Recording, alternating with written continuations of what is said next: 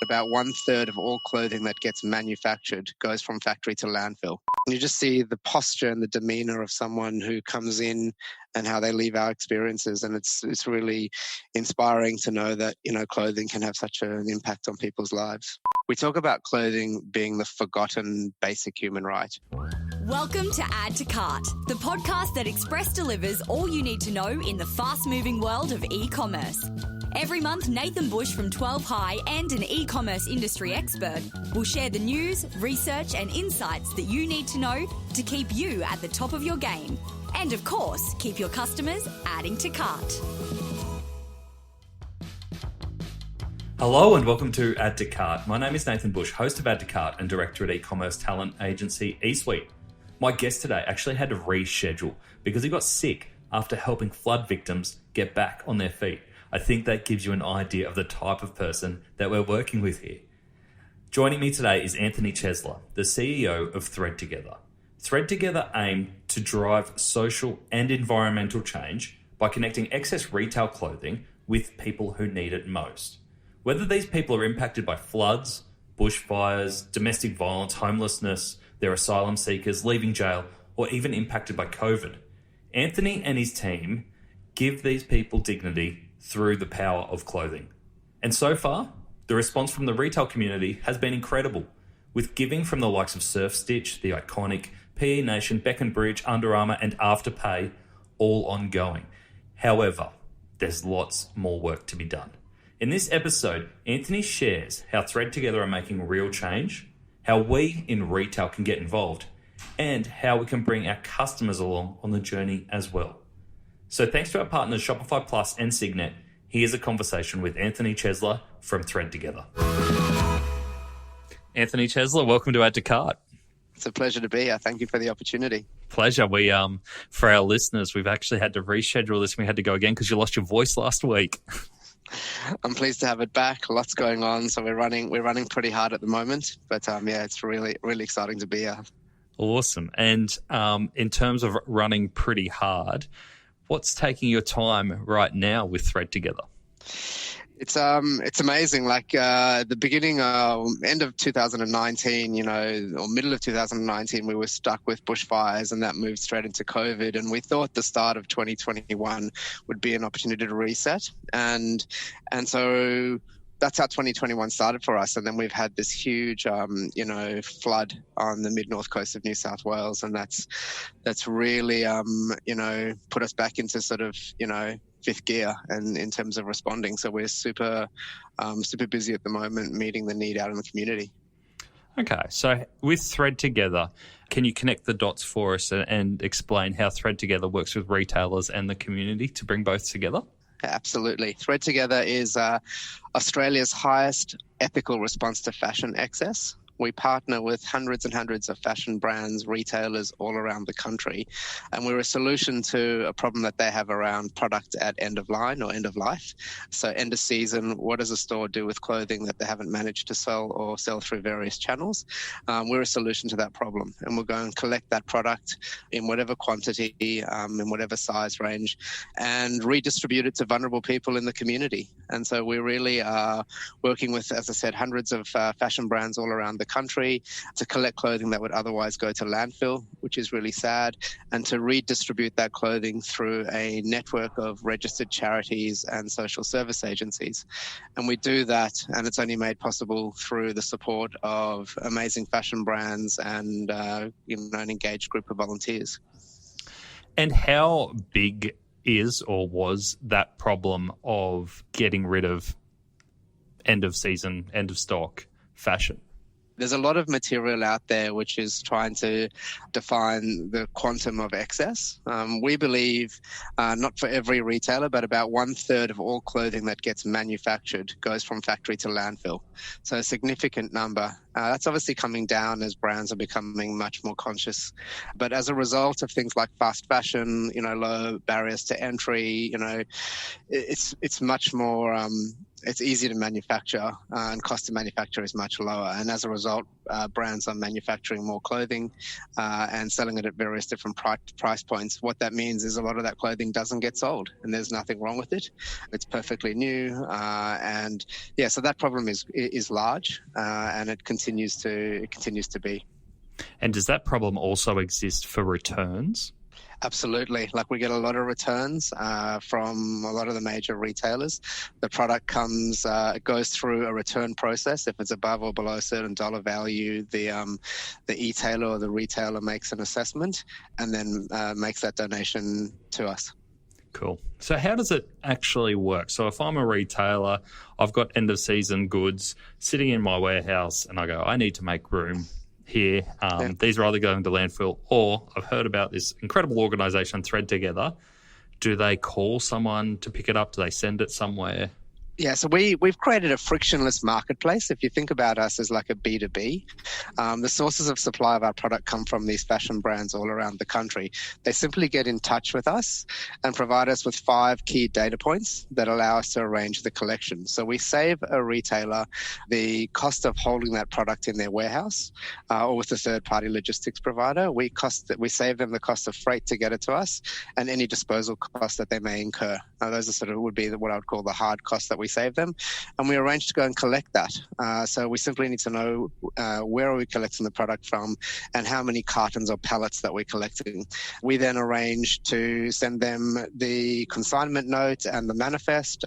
They label the cartons or pallets, and the magic makes its way back to our centre. We run a centralised distribution model, so we distribute nationally all around the country. And I'll talk to you about those channels in a moment. But yeah, the product comes back here, but it doesn't always come back to us the way in which it arrives in a store. So we might receive a box. It might be the size of a spa bath. It might have men's wear, women's wear, shoes, accessories. And so we're really reliant on a network of volunteers to help us to sort the clothing into categories and sizes in order to enable us to be able to distribute that to people in need. And that clothing comes to us every single day. So we receive clothing, men's wear, women's wear, children wear, return to work wear, formal wear, shoes. I said it's shoes, accessories, and apparel. But it's all brand new stuff? It's all brand new. It's all tagged. It's all ready to be redistributed. Most of it's still sitting in a polypropylene bag with the price tag on. In some cases, we even receive some product with a security tag, so we have to remove the security tag before we redistribute it. And we've intentionally made the model frictionless. If we know one of the biggest barriers to retailers with regards to excess stock is what to do with it, and if we can take it off their hands and make it easy for them to donate it, the product comes to us, and it comes, every single day. Lovely. And are you able to name some of the retailers that you're working with regularly? Yeah, sure. We're working with brands like UnderArmour, Bend On. We have some beautiful product that comes from the iconic both private label and some of the third-party label. We're working with Surfstitch. We're working with the retail apparel group and all of their brands, so Connor, YD, Johnny Big, Tara Cash. Some of the women's brands include PE Nation. The girls there are amazing. They come and volunteer here and they support us with clothing donations at different times of the year. Some of the more high-end fashion comes from Bec Bridge, Camilla and Mark. So we really don't discriminate when brands reach out to us. We work with some very, very large brands and some very, very small boutique brands. We've just onboarded a new brand called Saturday the Label. We're working with Nudie Jeans. We're working with Levi's. All the sorts of brands that you would see in and around a typical retail experience. The Athlete's Foot provide us sneakers, and Bamboozle provide us socks. It's amazing. Yeah, we get some amazing donations, and just recently, with regards to the floods, the PVH group, so Calvin Klein, Tommy Hilfiger, Van Heusen, made an amazing donation to help us with flood relief at the moment, which has been outstanding.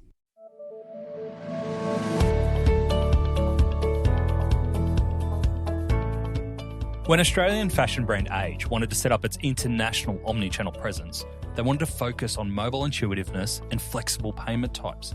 And of course, they turned to Shopify Plus. In just a few weeks after implementation, they saw their e-commerce conversion rate soar by 135%. It's the stuff e-commerce dreams are made of. They also saw a reduction in bounce rate, increased pages per session, and a longer session duration. Now, they are ready to take on the world. To read more of Age's story and see other case studies, visit the customers section on shopify.com.au/plus. How do you then do the matchmaking between the stock that you receive and the communities who need it?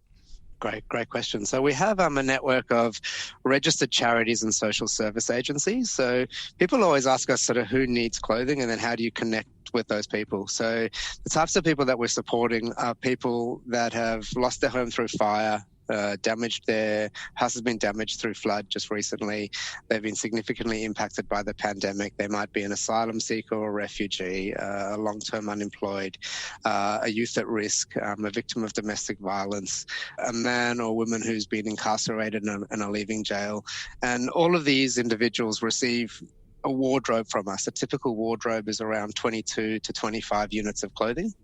You know, people sort of say, well, how are you clothing people? What does that really mean? So we're providing wardrobes to people and we're giving them the choice of the selection of that wardrobe, which I'll explain to you in how we're doing that. But the product comes to us and we've got to sort it into categories and sizes. And then there's 4 ways in which we get clothing out to people in need. The first is online. So we have an online e-com site, which is powered by Shopify, an amazing platform that allows us to connect directly with our customer, which is a registered charity or a social service agency. They have access to our site, so it's exclusive use to them, and they will place an order on behalf of an individual. So a caseworker may be sitting with a vulnerable woman who's just arrived at a women's refuge, and she will be able to place an order on us for whatever it is that she needs in whatever size. And so she gets to choose whether she wants active wear, casual wear, corporate wear, return to work wear, and we build a wardrobe for her online, or the case manager does that, and simply checks out. And then we take care of the rest, So our volunteers will come here and they'll do order fulfillment. So they will push trolleys around our centre, and they will pick and pack and do a QA process and ready the product to be distributed. So that's the first channel, and that allows us to distribute clothing all around the country, and those orders come into us every single day. The second channel in which we distribute clothing to people is what we call our mobile fleet of wardrobes. This is a custom-fitted walk-in wardrobe. An individual we drive those into our partner community sites. So again, we don't just turn up into the middle of the CBD and open up a wardrobe and invite people in. The reason being, it's really about creating an opportunity for people to restore some dignity and have some choice, and do that in the privacy of a particular location. And so we would drive into one of our community partners. So that might be, in Woolloomooloo in Sydney. It could be in Indooroopilly in Brisbane, in St Kilda in Melbourne.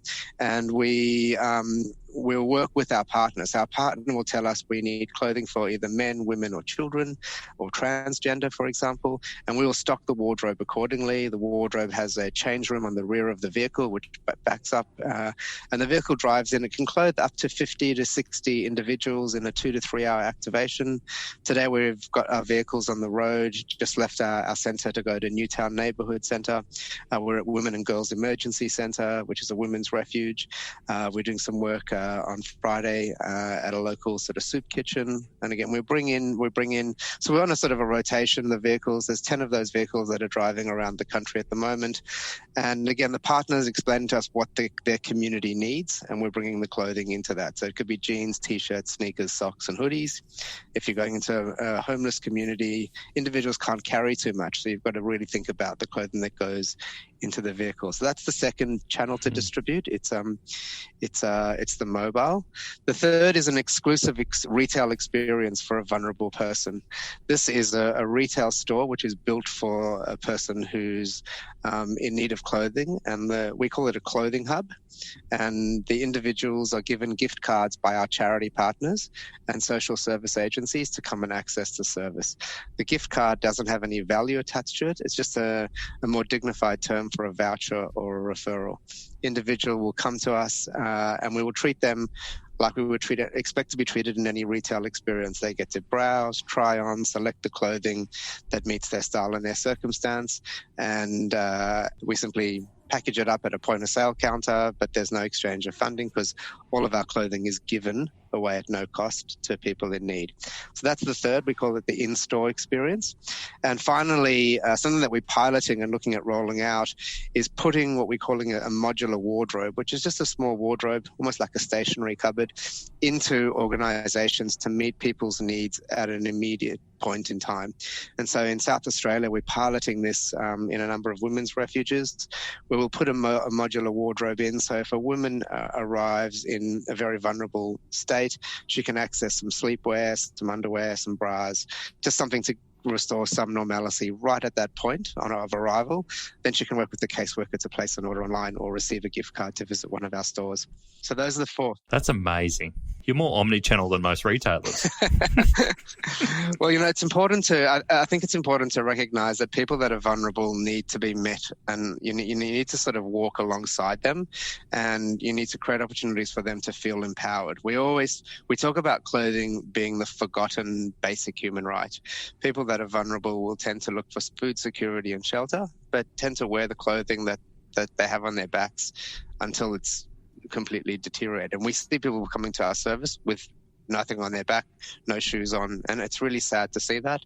But we're really pleased to be able to meet that need where the need exists. Those people don't want to walk into a high street store not wearing anything, but we're able to meet them where they feel comfortable and empower them through clothing.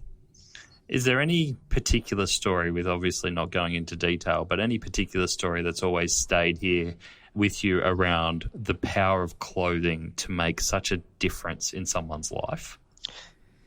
Yeah, there's so many stories. It's almost like we saw during the bushfires, we heard some really horrific stories of people, fighting back, staying back. A 74-year-old gentleman who came into one of our clothing hubs to be reclothed, had a super expensive wardrobe, which he lost. And we heard the challenges that he had experienced trying to protect his home. And, so the devastation, and not only do you hear it, but you see it.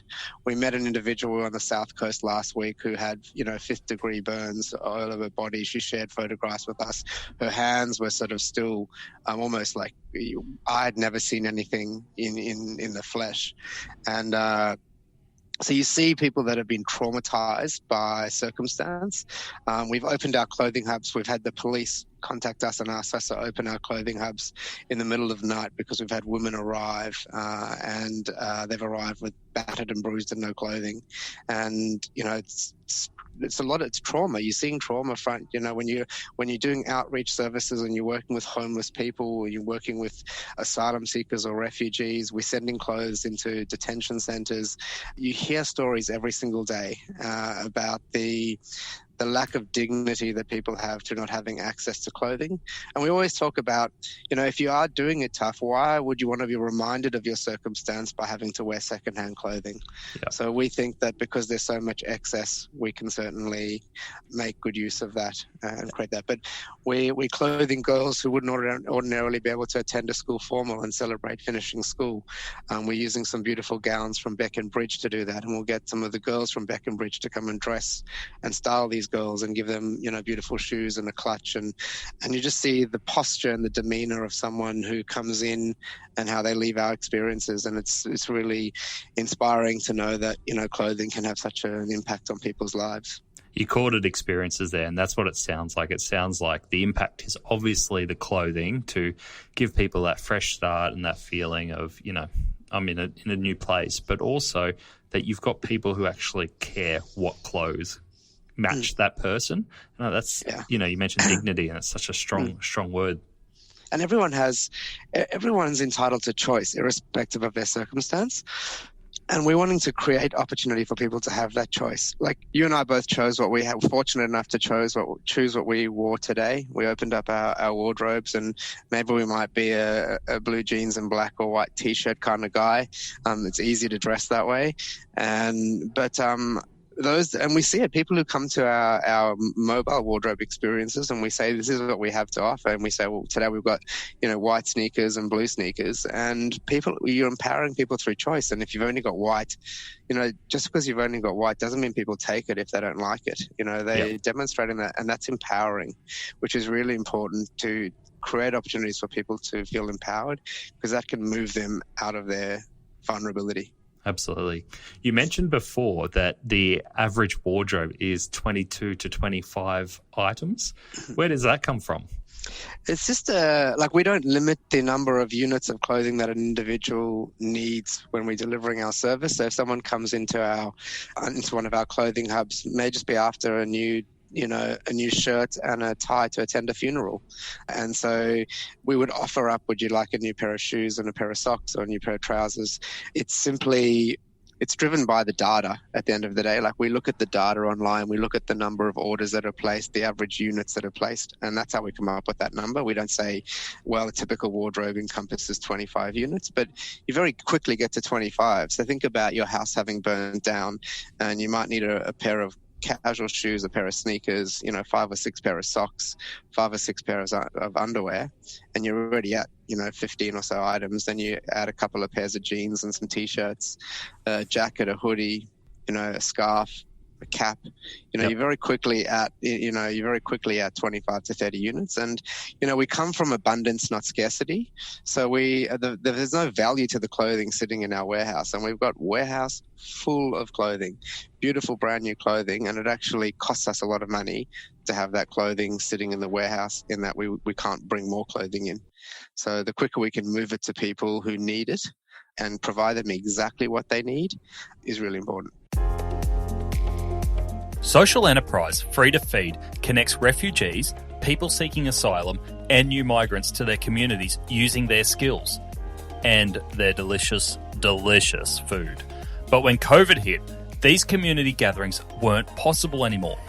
By partnering with our packaging suppliers Signet, Free to Feed were able to quickly move to online meal kits, which were boxed up and delivered safely to homes all over Australia. Free to Feed keeps on delivering for the community with the help of Signet. Visit signet.net.au/blog to find out more. Did I read recently that you just established a new warehouse to hold all of this? Yeah, absolutely. We were bursting at the seams. So one of the other challenges that we had during COVID was a lot of clothing didn't get sold, and so amongst how we responded to COVID, which which is interesting, we had to adapt slightly for COVID in our distribution channel, in that a lot of our partners were not providing outreach services. So we created what we call a virtual gift card, which was, again, just a token to allow an vulnerable individual to access our Shopify instance and place an order directly with us. So effectively, we became a direct-to-consumer offering as a result of COVID. And that came with quite a few challenges, because you would send out a pair of sneakers and the individual might say, well, I'm actually a 9.5 and you've sent me a 9, or these shoes are a 9.5. And it caused some interesting challenges around, well, how do we manage returns? Because we're not geared up to do that, and we don't have the infrastructure in place or the cost base to do that either. So that was particularly interesting. But what we found in COVID as well is, because a lot of clothing didn't get sold, a lot of clothing was donated to us, and we're still starting to see the ripple or the lag of that as well. And so we are in an amazing new warehouse, which has been subsidised by the Goodman Foundation, who've been an outstanding partner of ours.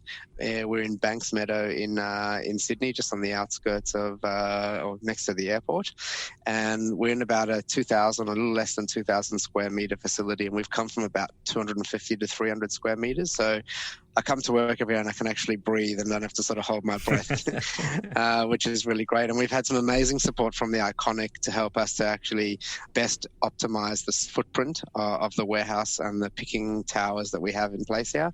And yeah, we opened the centre officially in February of this year. It was opened by the Governor General, and we had some amazing support from Afterpay, one of our partners. Nick was here and said a few words. We had some fashion brands attend. And yeah, it was a beautiful sort of morning to connect some of our charity partners, some of our volunteers, some of our fashion brands, and some of our people that are important to us that help us to do what we do. Like the Commonwealth Bank have been amazing as well as a partner, and they create the ability to actually have this space which allows us to deliver our services efficiently and effectively.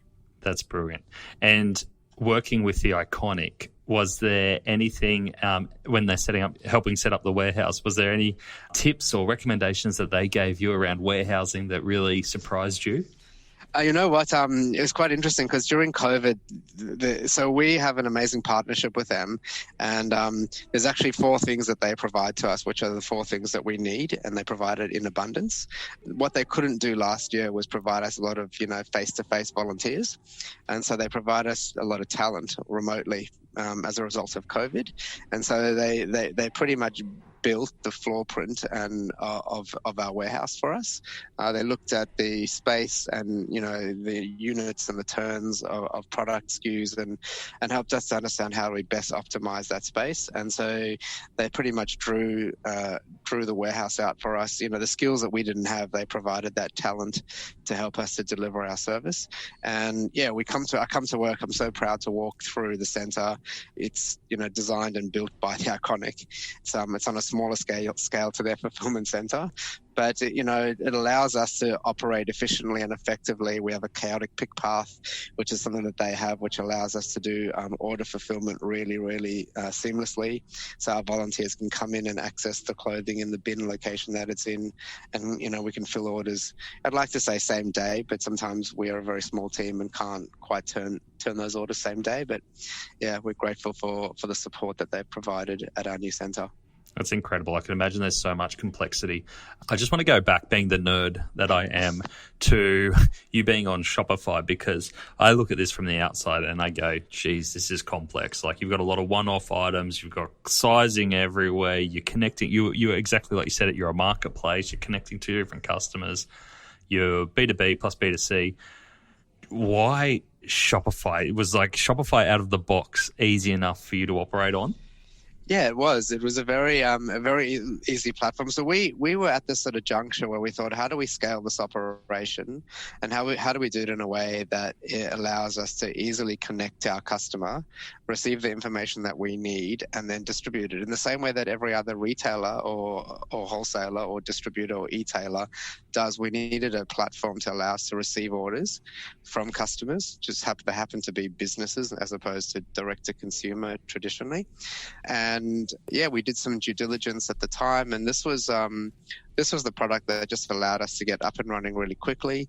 That gave us the flexibility to manage the product set, and it connects into all of our other platforms. So we're using a platform called Klaviyo, which connects into Shopify, that helps us to nurture our charity brands in the same way that the Iconic nurtures their customers using their nurturing tools. That helps us to keep relevance in front of mind of our customer and encourage them to continue to order. And it connects into HubSpot, which we run sort of our e-commerce pipeline management and order fulfillment through. But yeah, it's a great tool, easy to use, easy for our customer to use. Most of our customers are shopping or have experience at shopping online, so we're emulating the same experience. The challenge that we have is that product comes to us in different categories and different sizes, and you don't necessarily get all of the same SKU in the same size. How we manage that is it's very challenging to manage inventory. So inventory management is particularly challenging. We still haven't come up with the solution to manage inventory. It's less of an issue for us because we can visually see and know every day when we're filling orders, are we running low on particular SKUs? And we have established partnerships. So every one of our product is on a 2x2 matrix based on demand and supply. So underwear, higher in demand and generally always low in supply. So you've got to go and build fashion partner networks with organizations like Calvin Klein and Tommy Hilfiger and Bendon, for example, and same with sleepwear. So we work with Papinel and lots of sleepwear. So where the categories that are running low based on that matrix.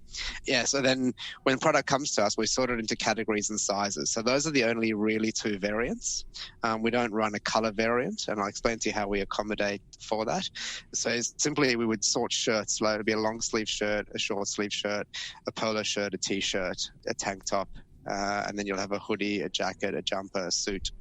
and some knitwear. So your men's sort of wardrobe is quite simple. Women's becomes a little bit more challenging because you might get a product that you're like, okay, it's a jumpsuit. Is that a top or a bottom? And you get, so it can be quite interesting to sort of manage some of the variation that you do get, but it's quite simple. Like, so women will have long sleeve tops and short sleeve tops and dresses and skirts and blouses and trousers and formal dresses and return to wear corporate wear. And the volunteers helping us to make the determination: is that work wear? Is that casual wear? Is it active wear? Is it active wear bottom, active wear top, active wear bra? Is it underwear? Is it, is it bras? And so it's not complicated. Where it does become complicated is where the customer has a specific need. So we do a lot of work with aged care, for example. Individuals don't necessarily want, they would prefer elasticized bands as opposed to jeans. And so we've had to add a product category around tracksuit pants. Not something that we get a lot of, but we've created a category. And often if it's not on the category, our client will email us and say, I'm working with the Muslim community. Could you please make sure that when you fulfill this order that you make sure that it's modest clothing, it's of a certain length and of a certain color. Yep. So individuals that are coming out of jail, if they're working with a caseworker, that individual may let us know, please make sure that it's nothing that might trigger anything in particular. So sort of pretty basic. So again, we will receive an email after the order's placed. And I'm assuming you don't photograph every product for the website. We would love to. Being a very small team and being very reliant on volunteers, you do have a variable workforce. And because it's variable, the quality of the delivery needs to be kept to the lowest common denominator. We don't at the moment photograph all of our stock. So it's just a basic visual of a pair of underpants or a pair of jeans, a few different photographs. But it's and we manage the expectation of the client when they're ordering. So the visual that you're looking at is not the visual that's going to be distributed to you. So we'll have blue jeans, black jeans, khaki jeans. We've got some amazing product from Nudie Jeans supporting some of the flood work that we're doing. But there's huge variation in cut and slim fit, and it's just too difficult at the moment. But as we become more sophisticated, Shopify's geared up to help us to do that as well. Oh, it makes total sense, as it would just be such a time suck right now. Yeah. Has there ever been any thought about a new revenue channel around some of those premium brands and creating a marketplace selling to the public where you can then use those funds? Yeah, so it's always been spoken about, but we can find a home for people in need even at that high end. And whilst it's not an obligation, we actually set the expectation with the brands that donate clothing to us that we don't commercialize the product in any way. So we don't want to do a $5, bag and walk through our center and, fill it up with, as a means of fundraising. We're a little bit unique in that we're not like most other charities who fundraise through a fundraising event. Such as walking through a bag and trying to monetize or raise some funding through the sale of product. We don't write grants, for example. Everything that we do, being a small team, is we look at the return on the investment of the time and really trying to work with our network of partners and leveraging the network effect of their customers. So an amazing partnership with Afterpay, for example, and they help us to fundraise at point of sale through their engaged customer base. We do something similar. We had an amazing campaign just recently with Tommy Hilfiger. So we're moving away from the traditional philanthropic sources of funding that traditional charities use. We're a registered charity. We have to fundraise. It's one of our biggest challenges to meet our operating costs to deliver our service, which is the same cost that you would expect in any other retailer. So we have warehousing, we have logistics, we have freight, we have salaries and wages, packaging, supplies, all the sorts of things that you'd expect to see. And we have to fundraise for that, and so for as little as $5, we can provide a wardrobe, 22 to 25 units of clothing to someone in need. And so different fashion brands help us to fundraise. So Carla's and Paddy provides $5 for every sale that they make online to us. P Nation do something similar through the I Equal Change platform, which we're very grateful to be a project on that, and retailers can nominate us as a project on that front. Some retailers have their own means in which to do that. I mentioned we did a giving campaign with Tommy Hilfiger last year that raised nearly $45,000 over a 3-week campaign, which was outstanding. We're testing something. We're about to test something with an e-tailer around returns. Here, the consumer can actually, rather than receive a full credit for the return that they're making or a refund, they can elect to receive that less a small donation. We have, That's great. So we're looking at different ways. We have a fashion brand that has made a sock for us, and for every sale of that sock, they make a $5 donation to Thread Together that provides a wardrobe to someone in need. Yeah, and I love that even though there's raising money involved, raising money isn't the objective. The objective is getting clothing on people who need that. Yeah, and that's where we don't have the time to run an event or write grants because we're so focused on receiving clothing, saving it from going to landfill and giving it to people who need it most. Beautiful. And I was just going to mention in there that if anyone is interested, and I'm loving seeing a lot of these conversations starting to merge together. We had Jeremy from I Equals Change on before Christmas, I think. So if anyone's interested in what they're doing, potentially bringing it all together, go check out his episode. Now, we've mentioned a few ways retailers can get involved, and I'm sure retailers listening to this are now going, God, this is something I can help, I can contribute to, I can help. Anthony, I know you've got a way of wrapping this up into the 4 T's of how retailers can help. Can you talk us through those 4 T's and which are most important to you right now? Yeah, absolutely. So we try to keep things really simple here. We talk about we need 4 things to help us to deliver our services. The first T is time. And retailers, what we're seeing, are increasingly wanting to get involved in helping us to deliver our service. So they'll provide stylists and makeup artists and others to join us in our clothing hubs to work with vulnerable people.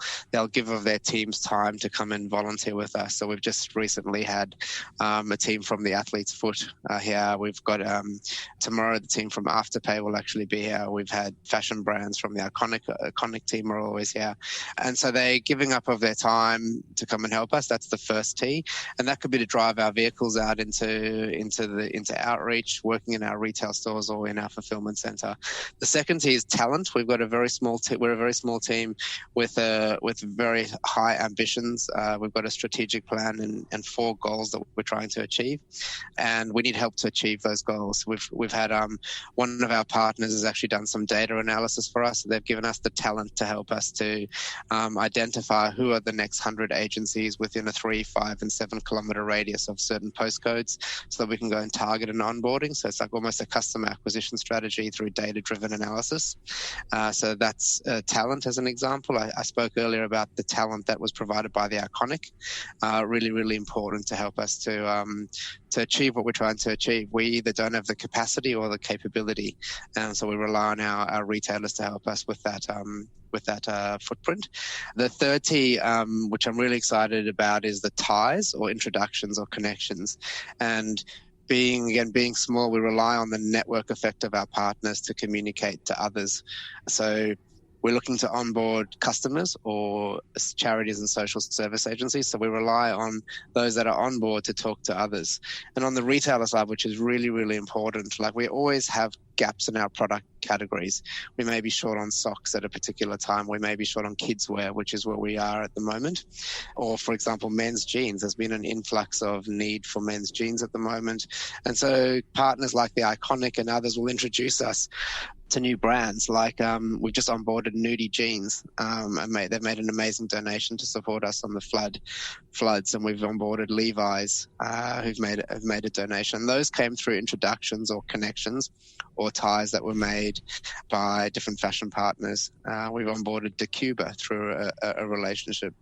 So brands, because it's so easy to onboard and access our service or be a solution to that problem, the ties really are easy to make those introductions. So we're always looking for people to come on board on both sides of our marketplace or introduce us to others. And the last T, which is probably the one that keeps me up the most at night, is the treasure. As I mentioned before, being a registered charity, we fundraise to cover our costs. And so we're very reliant on philanthropy to help us to do so. And what we're seeing from retailers is they're wanting to do more than just donate clothing to us.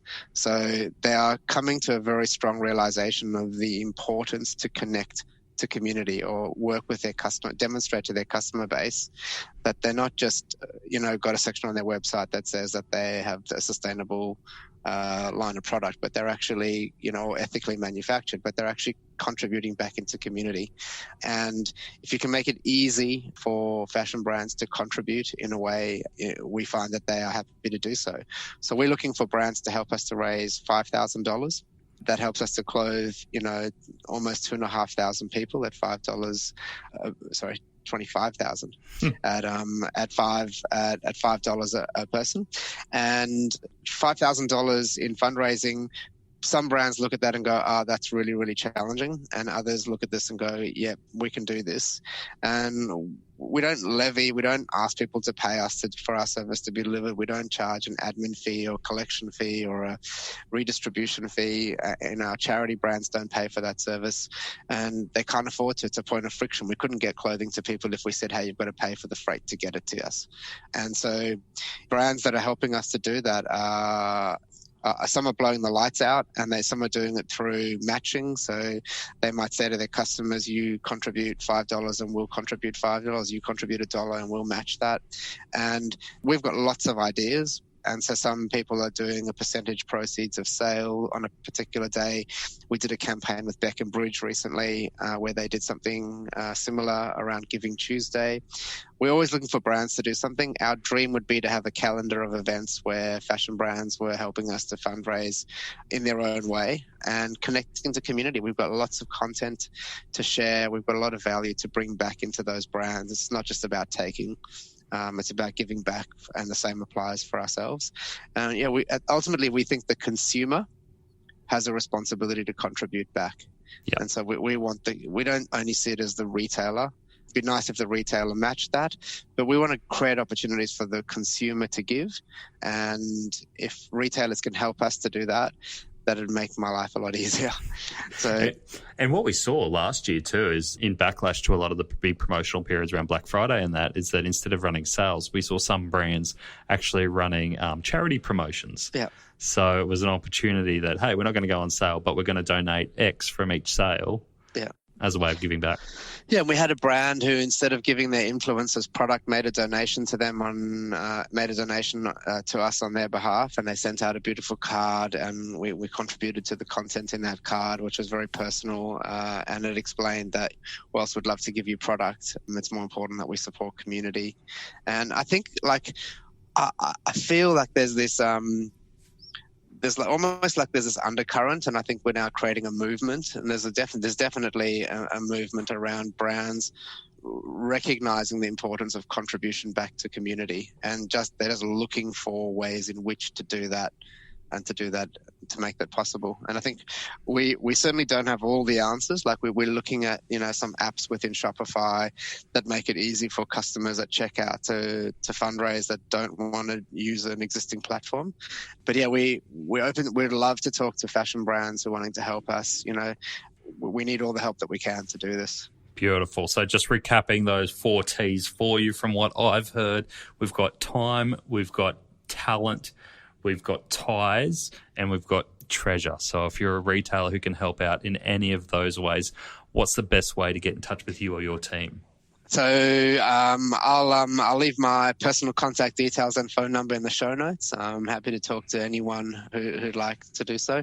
They can reach us also at communications@threadtogether.org, which I'll share those details in the show notes as well. And yeah, we as I said, our model is frictionless. We would love to be the umbrella organization to the problem that fashion has around excess.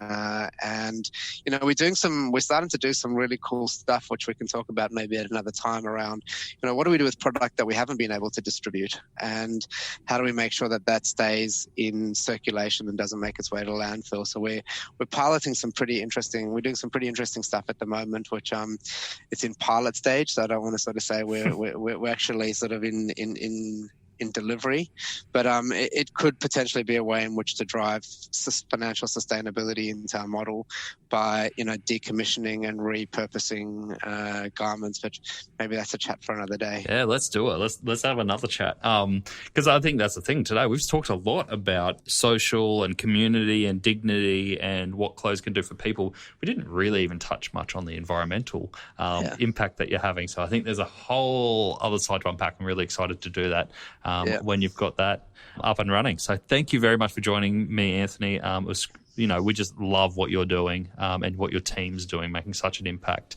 And just keep doing it, and hopefully we can get out there and support you as a retail community. Thank you. Thank you for the opportunity to talk to you today, Nathan.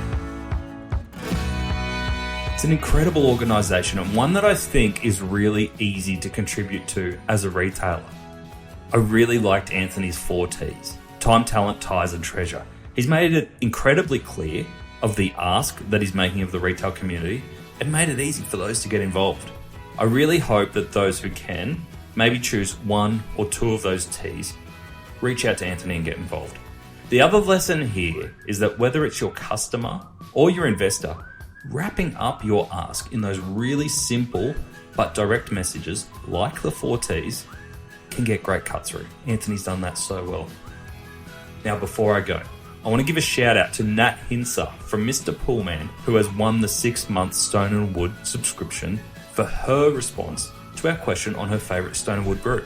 She chose Stone and Wood's old favourite Pacific Ale, and these are her words: "As it always brings me back to good times, late night beach strolls, early morning surfs, morning mate, another beautiful day, passing comments to familiar faces on the sidewalk, long mermaid to coolie skates, cafe breakfast, hole-in-the-wall bar drinks, and fellow go-getters in the digital space." And that's only part of her response. Well deserved, and enjoy, Nat. We know you will. To finish up, I have 3 resources for you. Firstly, if you're a first-time listener of Add to Cart and you want to stay up to date with new episodes, head over to addtocart.com.au and you can sign up for our weekly newsletter. We'll let you know every time a new episode drops, as well as giving you my 3 takeaways from each episode and a link to the transcripts so you can know that this is an episode that you want to dive straight into. Secondly, if you want a weekly roundup of the best e-commerce case studies, tools, and research, sign up to the High Five Friday newsletter, which is delivered to inboxes at 8 a.m. every Friday morning. I read all the e-commerce news and send you the bits that I think you can take action from. Sign up at 12high.com.au/high5. And the last thing, if you are looking to explore your next e-commerce opportunity, head over to esuitetalent.com.au. We are a dedicated e-commerce talent agency connecting the best e-commerce talent with the fastest growing brands. Check it out, sign up to the email, and get in touch with me if you want to discuss your next move. Until next time, thanks for listening and keep those customers adding to cart.